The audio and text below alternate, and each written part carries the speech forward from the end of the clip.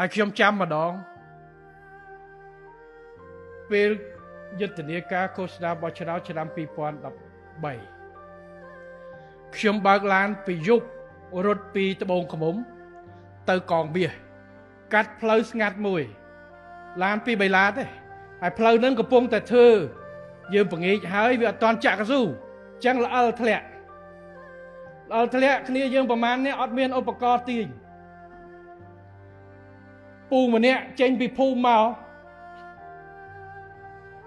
គាត់មកអើតឃើញខ្ញុំគាត់ថា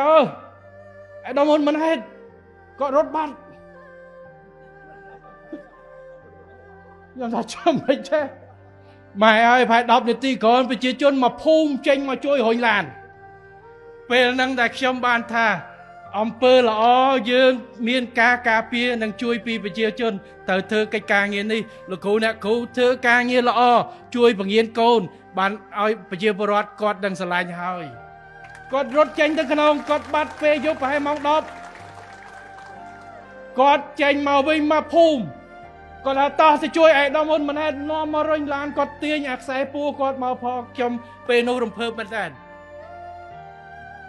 ឡានទៅពី3ឡានអត់មានខ្សែមានអីគាត់ឃើញគាត់ឯកឧត្តមហ៊ុនមកគាត់រត់បាត់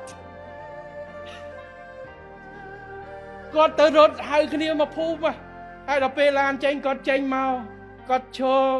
សម្ងាត់សួរអីទេដៃអីខ្ញុំក៏និយាយរួមនេះគឺថាអត់ចាំបាច់ទៅទូរស័ព្ទហៅកម្លាំងប៉ូលីស PM មកជួយស្ដោងទេប្រជាជននៅភូមិនៅកន្លែងដៃសយ៉ាលមួយម៉ោង10យប់